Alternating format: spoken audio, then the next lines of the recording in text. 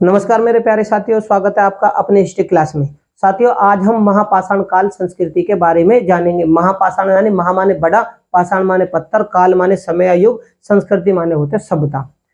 तो मेरे प्यारे साथियों, देरी न करते हुए शुरू करते हैं महापाषाण काल संस्कृति या महापाषाण काल संस्कृति। ठीक है, तो मेरे प्यारे साथियों, मौखिक स्तर पर हम एक चीज जान लेते हैं। वो क्या? सबसे पहले देखो, समय क्या था? प्राग ऐतिहासिक, प्राग ऐतिहासिक, प्राग इतिहास। इसके अंतर्गत हमने क्या क्या चीजें जानी? प्राग ऐतिहास में आता है पाषाण काल। ठीक है, पाषाण काल प्राग ऐतिहास में आता है पाषाण काल। पाषाण काल में कौन कौन सा पाषाण काल? तो इसमें हम जो पढ़ते हैं वो पढ़ते हैं पुरा पाषाण काल, मध्य पाषाण काल और नवपाषाण काल। ठीक है, प्राग इतिहास में हम पाषाण कालों का अध्ययन करते हैं नवपाषाण काल तक। अब अगर इनकी समय की हम बात करें तो जो पूरा पाषाण काल है वो अज्ञात काल से कितना है? लगभग कहीं पर देखो 9000 और कहीं पर इसकी जो समय सीमा वो 10,000। ठीक है, तो 9000 ईसा पूर्व तक रहा। ठीक है जी। इसके बाद में अगर हम मध्य पाषाण काल की बात करें तो ये 9000 ईसा पूर्व के बाद, मौखिक बता देता हूं, 9000 ईसा पूर्व के बाद 4000 ईसा पूर्व तक रहा। ठीक है, उसके बाद अगर हम बात करें नवपाषाण काल की तो नवपाषाण काल 4000 ईसा पूर्व के बाद 2500 ईसा पूर्व तक रहा। ठीक है, ये एक बेसिक छोटी सी जानकारी आप लोगों को दी। इसके बाद में देखो यहां है प्राग इतिहास, क्योंकि हम इतिहास को भी 3 भागों में बांटते हैं। तो इसके बाद में क्या आता है? प्राग इतिहास के बाद में आदि इतिहास। कौन सा? आदि इतिहास। ठीक है जी। आदि इतिहास में हम किन चीजों की जानकारी जुटाते हैं, यानी किन चीजों का हम ज्ञान लेते हैं? तो आदि इतिहास में आता है हड़प्पा सभ्यता, मौखिक बता देता हूं, और वैदिक। ठीक है जी, वैदिक सभ्यता। हड़प्पा में क्या आता है? सिंधु घाटी की सभ्यता। और वैदिक सभ्यता में क्या पढ़ते हैं हम? वैदिक सभ्यता में पढ़ते हैं ऋग्वेद। ठीक है जी, ऋग्वेद के बारे में। और उसके बाद में आदि इतिहास के बाद में जो पढ़ते हैं हम पढ़ते हैं पर इतिहास। ठीक है, इतिहास के बारे में मैं तीनों तरीकों से आपको समझाने की कोशिश करूंगा। ठीक है, तो उसके बाद में हम क्या पढ़ेंगे? इतिहास। इतिहास कब से पढ़ते हैं?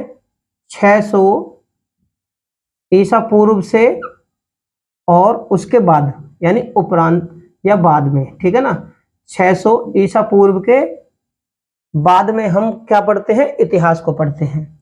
अब देखो, संस्कृतियों की अगर हम बात करें तो प्राग इतिहास के अंतर्गत हमने पाषाण काल के तीनों चरण, यानी पुरा पाषाण काल, मध्य पाषाण काल और नवपाषाण काल के बारे में जाना।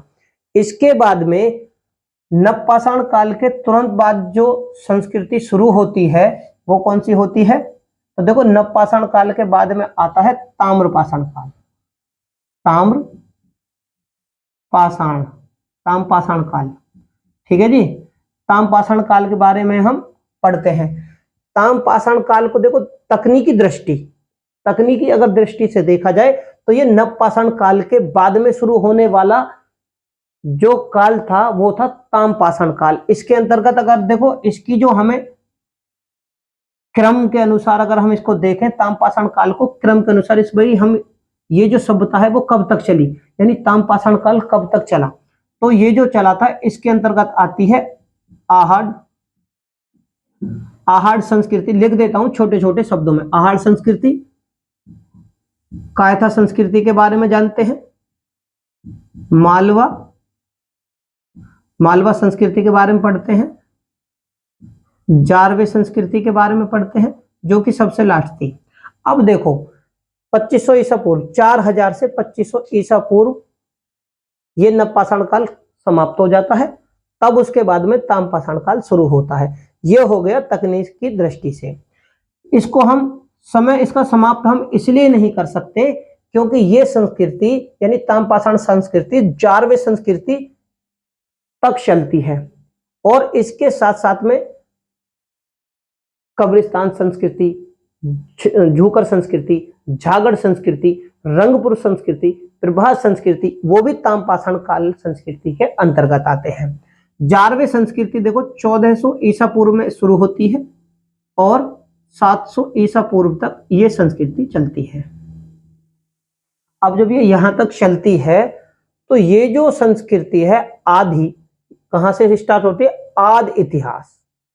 आदि इतिहास में हम ताम्रपाषाण संस्कृति को मान सकते हैं क्योंकि नवपाषाण समाप्त होता है, उसके नवपाषाण काल का जो चरण था, पाषाण काल का जो आखिरी चरण था नवपाषाण काल, उसके बाद में शुरू होता है ताम्रपाषाण काल और नवपाषाण काल के बाद में ही होता है आदि इतिहास शुरू, जिसमें हम पढ़ते हैं हड़प्पा संस्कृति के बारे में और वैदिक संस्कृति के बारे में। वैदिक संस्कृति के अंतर्गत हम ऋग्वेद और ऋग्वेद का समय जो हम है वो 1500 से लेकर 1000 ईसा पूर्व तक, ठीक है जी। वैदिक सभ्यता के अंतर्गत उसके बाद आता है उत्तर वैदिक काल। उत्तर वैदिक काल क्या है कि 1000 के बाद यहां तक 600 ईसा पूर्व तक, ठीक है। तो ये कितना है? 1000 से 600 ईसा पूर्व तक जो हम पढ़ते हैं वो पढ़ते हैं उत्तर वैदिक काल के बाद में। और उत्तर वैदिक काल के बाद में शुरू हो जाता है इतिहास, यानी 600 ईसा पूर्व के बाद का, यानी उपरांत अब तक अगर हम कहें तो उसे इतिहास के नाम से आप समझ सकते हैं।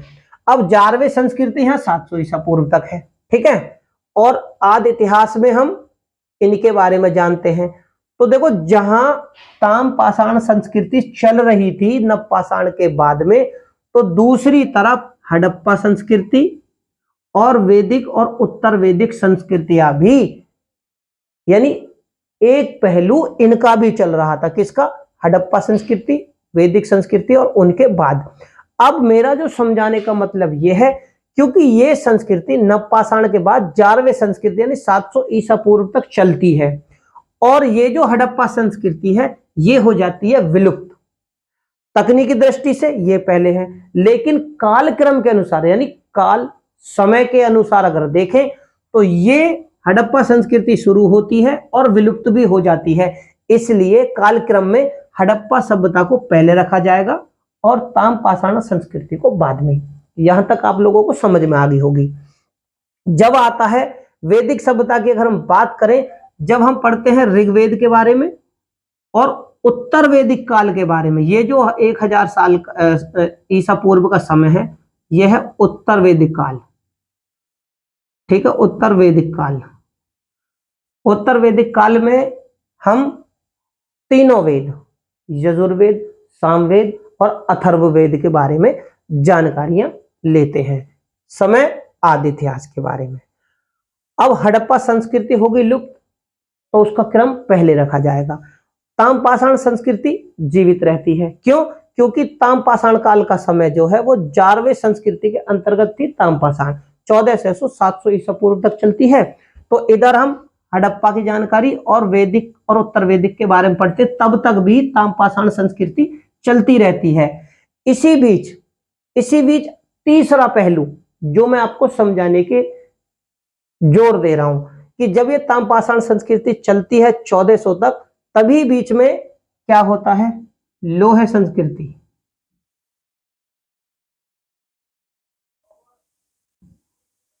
लोह संस्कृति यानी लोह काल समझ लो आप, ठीक है। लोह काल कब शुरू हो जाता है? 1100 ईसा पूर्व, ठीक है। अब देखो ताम्रपाषाण संस्कृति आदि इतिहास में पढ़ी जा रही है, ठीक है ना। आदि इतिहास में ताम्रपाषाण संस्कृति एक अलग से पहलू चल गया। आदि इतिहास में हमने हड़प्पा के बारे में जाना, वैदिक संस्कृति के अंतर्गत ऋग्वेद और उत्तर वैदिक संस्कृतियों के बारे में जाना, क्योंकि आदि इतिहास चल रहा था। लेकिन दूसरी तरफ हम देखें तो ताम्रपाषाण संस्कृति, ताम्रपाषाण के साथ साथ ताम्रपाषाणिक संस्कृतियां, यानी ताम्रपाषाण के अंतर्गत आहड़ संस्कृति, कायथा, मालवा, जारवी संस्कृति चल रही। तो दूसरी तरफ अब एक ही समय में, कौन सा समय, आदि इतिहास, एक ही समय में ये सारी सभ्यताएं एक तरफ चल रही थी। जैसे आप समझ सकते हो पूर्व, ठीक है ना, और पश्चिम, उत्तर और दक्षिण, ठीक है। इसी प्रकार से आदि इतिहास में मान लो पूर्व में एक मेरे अनुसार, ठीक है, आप समझने की कोशिश करना। देखो आदि इतिहास में पूर्व में अगर हड़प्पा थी और वैदिक संस्कृति के बारे में हम जान रहे थे, तो दूसरी तरफ आप ये समझ सकते हैं कि उत्तर की तरफ क्या थी, ताम्रपाषाणिक संस्कृति। उस समय आदि इतिहास के समय में ताम्रपाषाणिक चल रही थी। अब चलते चलते ये 1400 ईसा पूर्व तक आती है। तो तभी जब 1100 ईस्वी पूर्व का समय होता है, ईसा पूर्व का, तो आप एक तरीके से समझ सकते हैं कि यहां पर जो दूसरा पहलू या तीसरा पहलू था वो लोहे काल शुरू हो जाता है। कब से, 1100 ईसा पूर्व। समय क्या था, आदि इतिहास के अंतर्गत ही ये भी पढ़ा जाएगा, ठीक है। उसके बाद में क्या आती है, महापाषाण। महापाषाण काल संस्कृति, ठीक है जी। तो इसका समय क्या है, इसका समय है 1000 ईसा पूर्व। अब आप लोगों को समझ में आ गया होगा कि ये संस्कृतियां कब से शुरू हुई। आदि इतिहास में हड़प्पा, एक तरफ हड़प्पा और उत्तर वैदिक, यानी वैदिक काल और उत्तर वैदिक काल हम पढ़ते हैं। तो इसी का दूसरे पहलू को अगर हम देखें, मैंने दिशा के माध्यम से आप लोगों को समझाने की कोशिश करी है, केवल समझाने की, कि भाई एक तरफ जहां हड़प्पा संस्कृति थी, तो आप इस तरीके से भी समझ सकते हैं। अगर मैं मौखिक स्तर पर समझाने की कोशिश करता हूं, ठीक है, यह हमारा भारत, अगर हम देखें यहां पर अगर हड़प्पा संस्कृति चालू थी आदि इतिहास में, ठीक है, एक मोटे स्तर पर समझने की बात करते हैं, ठीक है। उसके बाद में जब यहां पर हड़प्पा थी, तो उसके बाद में वैदिक सभ्यता, भाई वैदिक सभ्यता आ जाती, तो वैदिक सभ्यता में हम ऋग्वेद और उत्तर वेद के बारे में, तो ये समझ लो ये संस्कृति यहां तक थी, ठीक है। ताम्रपाषाणिक संस्कृति हमें ये समझ लो समय के अनुसार, उसके बाद में ताम्रपाषाणिक संस्कृति और आगे हो गई, भारत में बहुत सारी जगह इसके स्थल मिले हैं।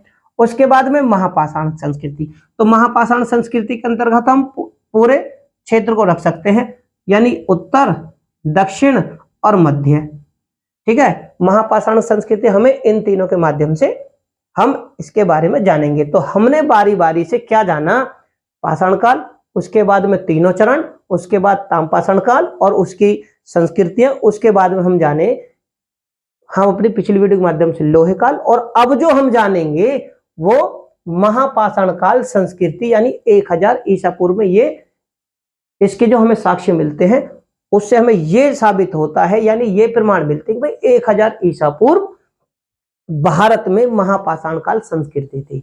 महापाषाण काल संस्कृति के बारे में अगर हम पढ़ें तो हम दक्षिण भारत की महापाषाण काल संस्कृति के बारे में ज्यादा जानते हैं। उसके बाद जब ये संस्कृतियां समाप्त होंगी, तब आता है इतिहास, यानी 600 ईसा पूर्व 16 महाजनपदों का जन्म। 16 महाजनपद, ठीक है जी, 16 महाजनपद, हम फिर इनके बारे में जानेंगे। और 16 महाजनपद क्या थे भाई, अब तो आधुनिक भारत इस तरीके से है, लेकिन पहले भारत इस यहां से लेकर ये पूरा भारत था, ठीक है। तो 16 महाजनपद ऐसे ऐसे ऐसे यहाँ पूरे भारत में हमें देखने को मिलते हैं, फिर हम उनके बारे में हम जानेंगे। तो इनसे पहले हम जान लेते हैं, आज जो जानेंगे वो महापाषाण काल की संस्कृतियों के बारे में जानेंगे। मेरे प्यारे साथियों, चैनल मेरा नया है, अगर मेरी वीडियो आपको अच्छी लगे तो इसे ज्यादा से ज्यादा लाइक करें, शेयर करें। चैनल पर आप लोग नए हो तो चैनल को सब्सक्राइब करें।